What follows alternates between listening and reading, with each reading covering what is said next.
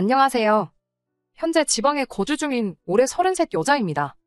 결혼한 지 4년 차인데 아직 아이는 없네요. 나이가 나이이니만큼 내년이나 내후년부터는 본격적으로 준비를 할 계획이에요. 남편하고는 별다른 문제가 없지만 시어머니 때문에 여러모로 스트레스를 받고 있습니다. 남편이 다른 건 다 좋은데 중간 역할을 제대로 하지 못하거든요. 시어머니와 저 두 사람 사이에 무슨 일이 생기면 항상 남편은 좋은 게 좋은 거 아니겠냐며 저보고 참으라고 하는 식입니다. 특히나 신혼 때 특히 심했어요. 결혼은 반반 결혼을 했는데 월급은 제가 조금 더 많이 받는 상황이긴 했지만 남편 회사가 지역에 거점을 두고 있는 대기업이었거든요. 그렇다 보니 결혼할 때부터 시어머니가 저한테 계속 복 받은 거다. 우리 아들 같은 남자 만난 게 운이 좋은 거다 하는 식으로 이야기했어요. 그냥 자식이 얼마나 대견하면 그러실까 싶어서 넘겼는데 그게 아니고 진짜로 제가 한참 모자란데 남편 잘 만나서 인생 역전한 것처럼 생각하시고 계셨던 거라고는 생각도 못했습니다. 결혼 준비를 처음 시작했을 때 남편이 모아놓은 돈이 저보다 적다는 사실을 알게 되었지만 그때 당시에는 그게 그렇게 고려할 문제는 아니라고 생각했어요. 제가 딱히 취미도 없고 그랬던지라 돈을 워낙에 많이 모아놓았기도 했고 액수 차이도 얼마 나지 않았거든요. 평생을 함께할 배우자를 구하는데 모아놓은 돈 액수만 가지고 그 사람의 됨됨이를 파악할 수는 없었으니까요. 정말 좋은 사람이라는 확인이 있는데 저보다 1,000만 원 덜 모아놓았다고 결혼을 포기해야 할 이유가 되지는 않았습니다. 시어머니 말처럼 제가 복이 많아서 남편을 잘 만났다는 건 아니지만 그래도 좋은 사람임에는 틀림없었어요. 저희가 사는 지역이 지방인데다가 집값도 서울뿐만 아니라 주변 도시 어디를 비교해봐도 많이 저렴한 편에 속하거든요. 거기에 두 사람이 모아놓은 돈이 워낙에 액수가 있었다 보니 그 돈만 가지고도 결혼식 비용에 신혼살림까지 다 장만하고도 돈이 조금 남았습니다. 그때 남은 액수가 제가 딱 남편보다 더 모아놓았던 1,000만 원이었어요. 남편은 그 돈을 전부 제 몫이라고 하더라고요. 그러면 비로소 반반 결혼을 한 게 아니겠냐고. 아무래도 자기가 남잔데 저보다 돈을 조금 해왔다는 게 문내 마음에 걸렸었다고 하더군요. 그러면서 그 돈은 제 돈이니 제가 지지던 볶던 자기는 하나도 신경 쓰지 않을 테니까 알아서 하라고 하는 거예요.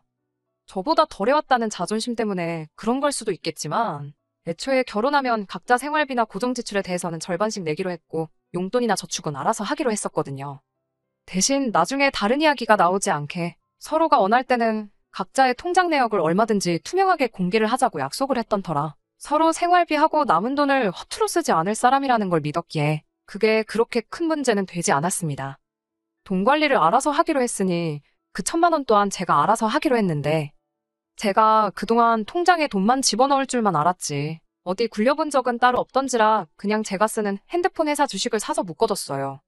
아무튼 그렇게 결혼을 하게 되었는데 결혼 준비를 하는 동안에는 아무런 문제가 없었는데 신혼여행 다녀와서 시댁에 인사를 드리러 갔더니 시어머니가 저를 불러 세워놓고는 한참 동안 잔소리를 늘어놓으셨습니다.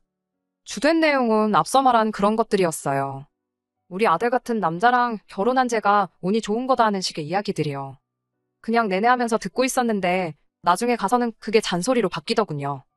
여자가 남자보다 돈을 더 잘 번다고 해서 남편을 절대 우습게 보면 안 된다고. 결국 집안의 기둥은 남자가 하는 거고 여자는 내조만 잘하면 되는 거라고 하시는 겁니다. 그런데 제가 괜히 돈 몇 푼 더 버는 거 가지고 남편 기를 죽이면 가만히 내둬도 알아서 잘 될 우리 아들이 제대로 날개를 펼치지 못할 거라는 말을 하시더군요. 돈 잘 벌면 좋은 거 아닌가요? 칭찬까지 들을 이야기는 아니겠지만 그걸 가지고 잔소리를 들어야 할 것도 아니다 싶었는데 더군다나 제가 돈 가지고 남편 자존심을 직접적으로 상하게 한 적도 없고 그런데 저런 이야기를 난데없이 꺼내니 너무나도 기분이 이상했네요. 그날 집에 가는 길에 남편한테 어머님한테 내가 얼마 버는지 이야기를 했냐고 물어봤어요. 남편이 팔불출이라 엄마한테 며느리 자랑을 하고 싶었던 건지 돈도 자기보다 더 잘 번다고 하는 그런 자랑을 늘어놓았었다고 하대요. 제 연봉이 얼마인지만큼은 알려지고 싶지 않았었어요. 제가 돈을 잘 버는 게 자랑이 될 수도 있지만 적당히 돈 잘 번다고 둘러대기만 해도 되는 걸 정확히 얼마를 받는지 그런 것까지 다 말했던 것 같더라고요. 남편한테 그런 건 내 사적인 부분이니까 어디 가서 이야기하지 말아달라고 했습니다. 당장 저희 친정부모님도 제가 정확하게 얼마를 버는지 모르시는데 그걸 시부모님이 먼저 알게 되었으니 어찌나 당황스럽던지요. 역시나 제 걱정은 저를 향한 화살이 돼서 돌아왔습니다. 그로부터 한 달 정도 지나서 시어머니한테 황당한 연락을 한 통 받게 되었거든요. 회사에 있었는데 시어머니한테 전화가 오더니 다짜고짜 저한테 따지시더군요. 너는 내 말을 어디로 들었길래 그러냐면서 뭐라 뭐라 하시는데 무슨 일인가? 이건 또 무슨 소린가 싶었어요. 그 한 달 사이 남편하고 너무 사이가 좋았으면 좋았지. 제가 남편 우습게 보거나 기를 죽이거나 한 적은 한 번도 없었거든요. 제가 눈치를 못 챘을 수도 있지만 남편이 애도 아니고 무슨 일 있다고 엄마한테 일러 바치거나 하는 사람도 아닌데 갑자기 저렇게 나오니 당최 왜 저러는지 이해가 가지 않았습니다. 그렇게 영문도 모를 잔소리를 한바탕 듣고 나서야 본론이 뭔지 알게 되었네요. 왜 시어머니가 저한테 너가 남편보다 돈을 더 잘 번다고 해서 남편 기죽이지 말라고 하셨다고 했잖아요. 그 말에는 숨겨진 속뜻이 있던 거였어요. 시어머니가 저한테 했던 대로 어렵게 풀어 말하자면 제가 돈을 더 잘 벌지만 제가 하기에 따라서 남편이 벌이를 가지고도 주눅이 들지 않는다는 소리였죠. 제가 이해한 대로 쉽게 풀어 말하자면 제가 일해서 번 제 월급을 시댁에 퍼주라는 소리였지요. 제가 더 버는 만큼 효도한다는 마음으로 시댁을 위해서 쓰면 말 안 해도 알아서 시댁을 챙기는 제 모습을 보고 남편이 저절로 기가 살아날 거라는 소리였지요. 일하느라 바쁜데 그런 거에 대답할 여유가 없더라고요. 그래서 어머님께 알겠다고 대답하고 전화 끊었어요. 그리고 그날 퇴근한 남편한테 어머님한테 이런 전화를 받았다고 했습니다.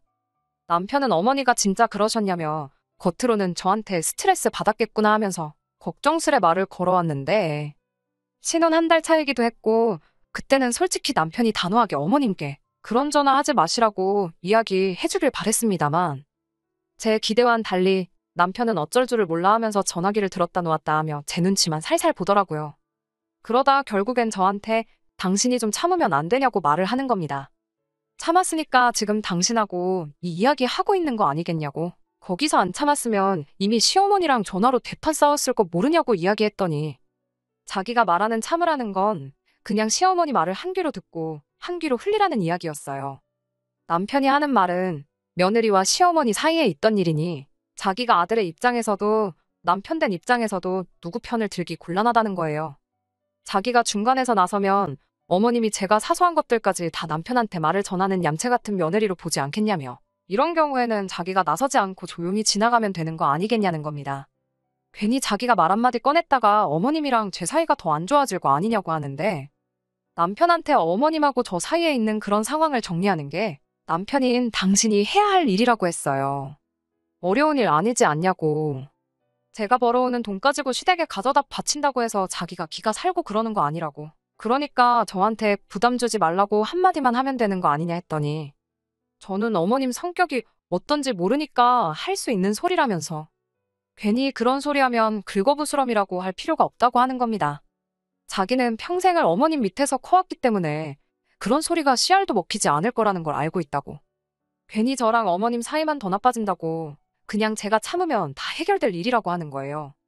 남편 입장이 조금이나마 이해가 가긴 했지만 솔직히 너무 실망스러웠습니다. 중간 역할을 포기하겠다는 소리처럼 들렸고 무슨 상황이건 간에 자기도 입장 난처하기 싫으니 스트레스는 저 혼자서 받으면 다 끝난다는 말로밖에 들리지 않았거든요. 남편한테는 대충 알겠다 말하고 어머님께는 내가 알아서 하겠다고 했어요. 그렇다고 매번 제 월급의 일부를 시댁에 퍼다 나를 생각도 없고 시어머니가 원하시던 대로 해줄 생각도 없었거든요. 남편은 끝까지 제 걱정보다 어머니랑 더 사이 안 나빠지게 잘 좀 부탁한다는 식으로 나왔습니다. 그래서 그때부터였나 그냥 남편한테 중간 역할을 바라는 건 텄구나 싶었어요. 그래도 다행인 게 차라리 시작부터 기대를 안 해버리니 그 이후에 시어머니와 무슨 일이 있어도 기대가 없는 만큼 실망감도 크지가 않더라고요. 시어머니는 계속해서 대놓고 저한테 금전적인 것들을 요구하셨고 저는 다 거절했어요. 생신이라던가 명절 어버이날 같이 보편적으로 챙기는 날에만 이야기 안 나올 정도로만 했습니다. 그런데 그게 시간이 어느 정도 지나니 시어머니 쪽에서 먼저 터졌나 보더라고요. 그때가 어버이날이었는데 어버이날 당일이 평일이었어서 출근한다고 그 주 일요일이 되어서야 시댁에 갔거든요. 그날 시어머니가 제가 용돈하시라고 드린 30만 원이 든 봉투를 바닥에 패대기를 치면서 저보고 너 내 아들보다 그깟 돈 몇 푼 더 번다고 해서 유세 부리지 말라고 소리를 치시는 거예요. 왜 갑자기 폭발을 하시나 했는데 아마 친하게 지내시는 분들 중에 누군가에게서 며느리 자랑을 듣고 오셔서는 저러는 것 같더라고요. 이름 석자 말해주셔도 알 리가 없는 일면식도 없는 누구누구네 며느리 이야기를 하시면서 그 집 며느리는 어버이날이라고 해외여행도 보내주고 뭣도 해주고 저것도 해줬다더라 하면서 너는 돈도 잘 번다는 게 어찌 시댁에 하는 게 하나도 없냐며 성질을 부리시는 거예요. 따로 설명은 안 했지만 그 긴 시간 동안 시어머니한테 거의 한 달에 한 번꼴로는 이거 해달라, 저거 해달라, 저거 갖고 싶다 하면서 시달려야 했었거든요. 물론 제 선에서 거의 다 안 해드리긴 했지만 그동안 시달린 거 생각하니 저 말에 저도 터져버리고 말았습니다. 그래서 저도 지지 않고 시어머니한테 한마디 했어요. 그 집 며느리는 남편이 마누라보다 돈 더 잘 벌어온던가? 아니면 시댁에서 시어머니가 며느리한테 잘해주던가 하겠죠. 하고 말이지요. 그리고 저도 시어머니가 저한테 했던 대로 똑같이 제가 아는 다른 시어머니들과 비교했습니다. 제 주변 누구네 시어머니는 결혼할 때 아파트도 해주고 며느리 타고 다니라고 외제차도 한 대 뽑아주시고 그랬다더라고. 또 누구네 시어머니는 며느리가 아들보다 돈을 더 잘 벌어온다니까 무리하지 말라고 마사지도 끊어주시고 한약도 지워다주고 그러신다는데 저도 누구네처럼 시어머니 덕 좀 한번 봐보고 싶다고 똑같이 나왔어요. 다른 사람도 아니고 저희 시어머니인데 그 상황에 좋은 말이 튀어나올 리가 만무했지요. 말 다 했냐, 어쨌냐 저쨌냐 하면서 시어머니와 저 사이에 고성이 오가기 시작했고 그 싸움은 결국 시아버지와 남편이 저희를 뜯어말리면서 종결이 되었습니다.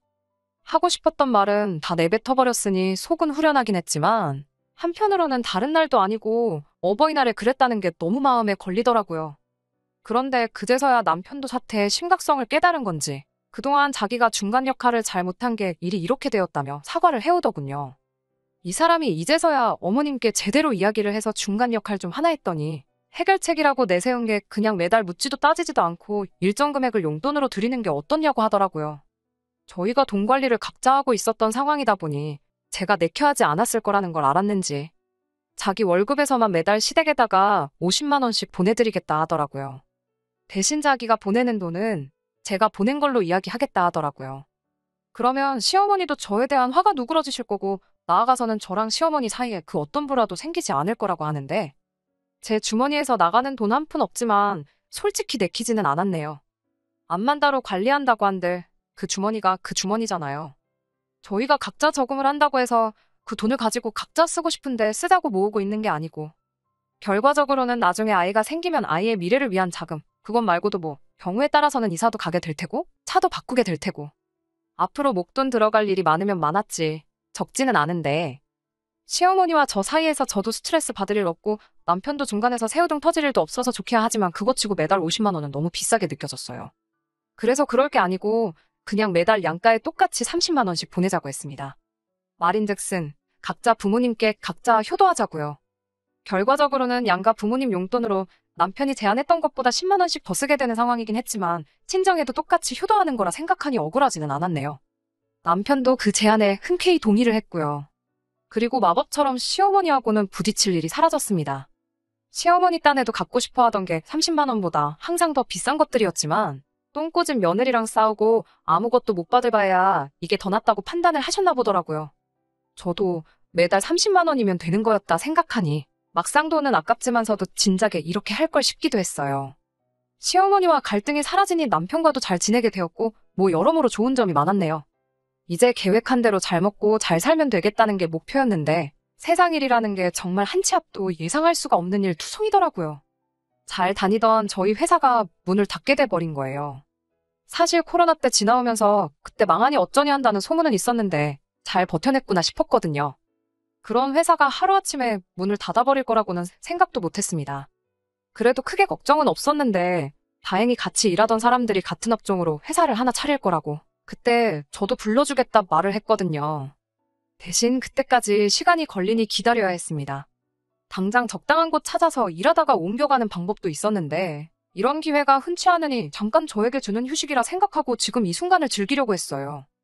회사가 망해 없어지긴 했지만 퇴직금도 제대로 계산해서 받았고 밀린 월급도 없었던 데다가 결혼 전에 어떻게 굴려야 할지 몰라서 우량주로 묶어놓았던 주식이 4년 사이에 몇 배가 오르게 되면서 솔직히 금전적으로는 여유가 넘쳐나던 상황이었거든요. 그런데 제 실직 소식을 누구보다 기다리던 사람이 한 명 있었으니 그게 바로 저희 시어머니였네요. 그동안은 시댁에는 따로 제가 실직했다는 사실을 숨기고 있었는데 소문이 어찌나 빠른지 시어머니가 어디서 저희 회사가 문을 닫았다는 사실을 알게 되었던 거예요. 아주 목소리가 평소보다 2배는 더 커져서 평소처럼 전화를 해오는 것도 아니고 저희 집까지 찾아오셨거든요. 실직하고도 한동안 용돈은 빠짐없이 보내드렸는데 왜 오셨나 했더니 시어머니는 알고 계셨던 거예요. 남편이 제 돈으로 용돈을 보내는 거라고 했을 때 친정에도 제 돈으로 용돈을 보낸다고 이야기를 했었나 봐요. 제가 이미 실직한 지 2달이 넘어가는 상황이었는데 용돈이 빠짐없이 들어오니 시어머니 생각에는 지금 들어오는 용돈이 자기 아들이 뼈 빠지게 벌어오는 돈으로 보낸 돈이라고 생각하셨던 거겠죠. 거기에 그뿐이겠어요. 친정에도 똑같이 보낸다고 했으니 아들 돈으로 친정에까지 용돈이 가고 있다 생각하셨던 거고요. 문 열리자마자 제 얼굴 보고 다짜고짜 한다는 말이 돈 잘 버는 척은 있는 대로 다 하고 시댁 어려운 줄 모르더니 백수가 돼버렸다며 꼴 좋다고. 그게 인과응보나 마찬가지라고 하더군요. 어이가 없었지만 회사가 지금 망해서 없어지긴 했지만 조만간 다시 취직될 거라고. 그리고 제가 모아놓은 돈이 있다 보니 그 돈에서 용돈을 드리는 거라 남편 돈으로 보내는 거 아니라고 일일이 다 설명을 해주려고 했습니다. 그런데 제 말이 시작도 되기 전에 제 말은 다 끊어버리고 저보고 그러는 거 아니라고 하면서 마치 제가 남편이 뼈 빠지게 일해서 벌어온 돈을 친정에다가 퍼다 날르고 있는 것처럼 이야기를 하시더군요. 그러더니 친정에 보내는 돈은 내 아들 돈이니까 친정에다 보내지 말고 당신한테 보내라고 이야기를 하시는 겁니다. 결론은 결국 너는 돈 안 버니까 친정에 용돈 줄 생각 하지 말라는 건데 그러면 친정에 용돈을 안 보내면 끝날 걸 가지고 친정에 보내던 돈까지 당신한테 보내라는 게 뭔 소린가 싶었어요. 그래서 저도 참다 못해 소리를 내질러 버렸네요. 제가 그동안 돈 잘 번다고 유세 부린 적도 없고 남편을 우습게 본 적도 없고 시댁 업신 여긴 적도 한 번도 없었는데 이제는 안 되겠다고 저도 할 말은 해야겠고 유세 부릴 건 유세 부려야겠다고요. 당장 제가 실직해서 2달째 쉬고 있긴 해도 결혼 생활 4년 하면서 남편보다 벌어온 월급만 따져도 1,000만 원 좋게 되는 건 알고 계시냐? 거기에 반반 결혼하고 남아있던 돈 1,000만 원이 더 있다고. 그때 사놓은 주식이 3배 가까이 올랐으니 제가 남편보다 1년에 1,000만 원씩 더 벌었는데 어디 한번 어머님 방식대로 계산해보시겠냐 물었어요. 지금 당장 쉬는 건 문제조차 되지 않는다고요. 그리고 사실상 따로 관리를 해도 부부재산은 공동재산이나 마찬가지인 거 모르시냐. 재산의 비중만 따지고 본다면 반반 결혼했을지라도 여전히 내 재산이 더 많은 상황인데 어머님 말대로 시댁이랑 친정에 돈 똑같이 가는 거 그거 불공평한 거 맞는 것 같다고 당장 시댁 용돈부터 끊어버리겠다고 말했습니다. 시어머니는 어디 내 아들이 오고도 큰소리 똥똥 칠 수 있겠냐고 바라던 바라고 하더라고요. 그러고 산 것이란 자리 차지해서는 남편 올 때까지 기다리실 것처럼 보이더군요. 큰소리 똥똥 친 것과는 다르게 남편 기다리는 시어머니 표정이 초조해 보이긴 했는데 그 이유를 나중이 돼서 알았습니다. 퇴근 시간도 안 된 남편이 혼비백산에서는 집에 찾아왔더라고요. 어머님은 든든한 아군이 왔다고 생각한 건지 다시 목소리가 커졌는데 남편은 자초지종 듣지도 않고 대번에 어머님한테 왜 이렇게 일을 크게 만드시냐며 30만 원 때문에 아들 이혼시킬 생각이시냐 소리를 치면서 어머님을 돌려보냈습니다. 어머님은 나가시면서도 여자의 정신이 빠져가지고 부모도 못 살아본다고 길길이 날뛰긴 했지만 남편이 웬일로 단호하게 나오는 바람에 더 큰 싸움으로 번지지 않았어요. 모처럼의 모습에 감동스럽기까지 했는데 알고 보니 이 모든 사건의 원흉이 시어머니가 아니라 남편에게 있었습니다. 애초에 처음부터 제 연봉을 시어머니께 알려준 것도 남편이었잖아요. 그런데 이번 실직까지도 남편이 시어머니한테 다 이야기했던 거예요. 뭐 계속 쉬고 있다면 언젠가 시어머니가 알게 될 일이기도 했지만 굳이 나서서 시어머니한테 이 사실을 말했을 필요는 없다고 생각합니다. 그런데도 굳이 남편이 시어머니한테 제 실직을 이야기한 이유가 전부 다 저를 위해서 그랬다는 말도 안 되는 소리를 하더군요. 실직을 해서 주머니 사정이 어려운 상황임에도 불구하고 며느리인 제가 시어머니를 얼마나 챙기는 줄 알고나 계시냐며 남편이 자기는 그러지 말자고 반대했지만 제가 매달 드리던 걸 갑자기 어떻게 끊어버리냐며 계속 시어머니한테 용돈을 드려야 한다 했다고 없는 말을 지어내서 전했던 거예요. 남편 딴에는 그게 더 감동적일 줄 알았다는 거죠. 경제적으로 어려운 상황에 처했지만 양가 부모님들께 효도는 계속해서 하겠다고 특히 사이 나쁜 시어머니 용돈도 계속해서 챙기자고 하는 제 모습을 보면 시어머니도 마음을 고쳐먹지 않으셨을까 싶었단 겁니다. 하지만 시어머니는 말 그대로 남편 혼자 외벌이를 하게 됐지만 친정에는 계속 용돈을 보내야 하니 말 안 나오게 시어머니한테도 용돈을 드려라 이렇게 이해하신 거고요.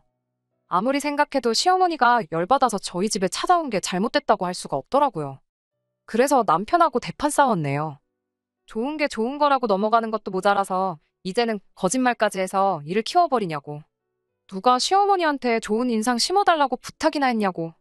내가 바랬던 건 중간 역할을 해주는 남편이었지. 중간에서 박쥐 역할을 하는 남편을 바란 게 아니지 않느냐고 따졌네요. 그제서야 남편은 자기가 뭘 잘못해온 건지 깨달은 듯 싶더라고요. 애초에 처음부터 돈 때문에 그럴 일 없다고 정리 딱 해놓고 돈 잘 버는 만큼 자리부터 빨리 잡을 거니 며느리 월급에 눈독 들이지 마시라 정리해주고 사실대로 전했으면 되는 건데 참는 건 저 혼자 참으라고 해놓고선 중간에서 일만 키워다가 이 사달을 냈다고 사과를 해오더니 앞으로는 제대로 중간에서 잘하겠다고 다짐을 하는 겁니다. 결과적으로는 지금은 전보다 많이 괜찮아졌어요. 일단 남편 주도로 시어머니한테 보내는 용돈은 끊었습니다. 그러면서 저도 자연스럽게 친정에 보내드리던 용돈도 끊었어요. 친정어머니께서는 필요 없는데 자꾸 보내줘서 모아놓았는데 필요 없으니까 저보고 쓰라며 여태 받으신 돈을 돌려주시더라고요. 그 돈도 3년 가까운 시간 동안 1,000만 원이 돼 있더라고요. 졸지에 갑자기 5천만 원이라는 거금도 생겨버렸어요. 시어머니는 오히려 용돈이 끊기고 나서부터는 저한테 더 이상 연락을 해오지 않으십니다. 남편이 용돈 끊어버리면서 말하길 앞으로 저한테 전화해서 금전적인 그 어떤 요구라도 하셨다간 평생 아무것도 해드릴 수 없다고 단단히 일러두었나 봐요. 이제서야 진짜 결혼 생활을 하게 되나 싶습니다. 원래는 딩크로 지낼까 하여 여태껏 일만 해왔는데 요 근래 몇 달 쭉 쉬기도 했고 그러면서 스트레스 받을 일도 없다 보니 남편과 상의해서 더 늦기 전에 아이 하나 낳아서 가정 꾸리고 행복하게 지내려고 합니다. 혹시나 이 사연 들으시는 남편분들이 계시면 다른 건 몰라도 고부 갈등은 남편하기 나름이라는 사실을 알아주셨으면 해요. 중간 역할 엄청 힘든 일인 거 알지만 그렇다고 어느 한쪽 편만 들거나 아예 놓아버리면 주워 담을 수도 없을 만큼 커지는 게 고부 갈등이니까 말이지요. 끝까지 들어주셔서 감사합니다. 오늘의 사연은 여기까지입니다. 구독과 좋아요, 알람 설정 부탁드리고 더 좋은 사연으로 다시 찾아뵙겠습니다. 감사합니다.